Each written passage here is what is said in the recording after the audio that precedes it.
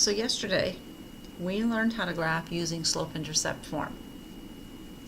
Remember, slope-intercept form is y equals mx plus b. And in that form, the m, or the coefficient to the x, is the slope of the equation, and the b, or the number added or subtracted, is the y-intercept.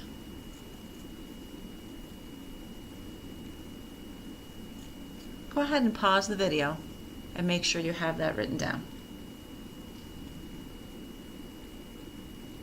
Okay, we're going to look at some special cases today. Let's take this first equation. It says to graph the equation y equals -3. So y equals -3 is the equation I'm going to graph. First, I need to name the slope and the y-intercept. Well, if I look at this and I think about what its slope would be, there is no x. So if there is no x, the coefficient to the x must be a 0. It's like 0 times x minus 3. So if that's the case, then my slope is 0. Oh, now wait a second. What do we know about a slope that is 0? Remember what Slope Dude said? He said that a slope that is 0 is 0 fun, and what he said was 0 fun was when he skied along a horizontal line.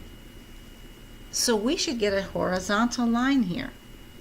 Now, let's look at our y-intercept. The y-intercept, or the number added or subtracted, is a -3. That tells me I have to start at -3 on my y-axis. So if I start at -3 on my y-axis and I make a horizontal line, it would look like this.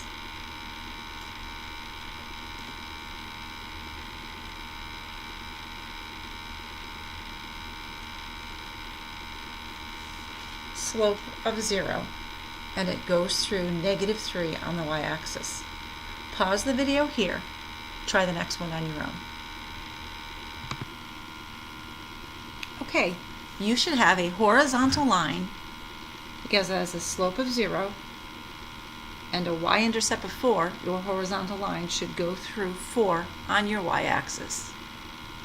Let's take another look at a question. It's a little different this time. This time, instead of having y equal to something, we have x equal to something. We're going to graph x equals 3. Not quite sure.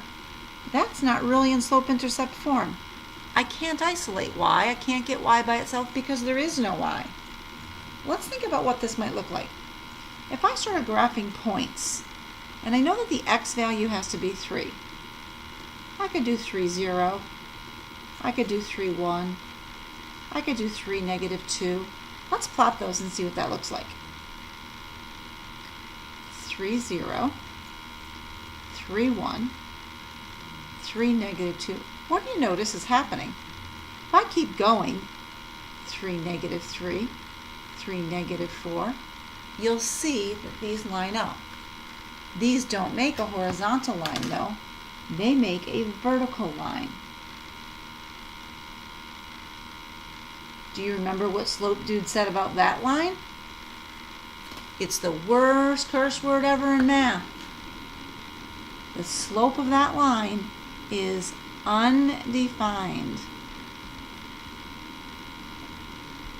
Does it ever go through the y-axis? No. So it doesn't have a y-intercept. We're going to put none there. When you have an equation that is x equal to some constant or x equal to some number, you get a vertical line that goes through that number on the x-axis. Pause the video and try the next question on your own.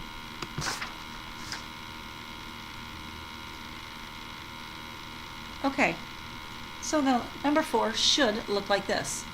It has a slope that's undefined, and it does not go through the y-axis at all, so it has a b of no b. There is no b. So we have an undefined slope and there's no y-intercept.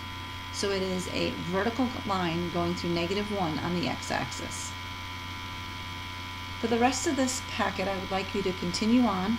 Sometimes, for example, in the next one, you'll have a slope and a y-intercept. It's in traditional slope-intercept form. Sometimes you'll get vertical or horizontal lines.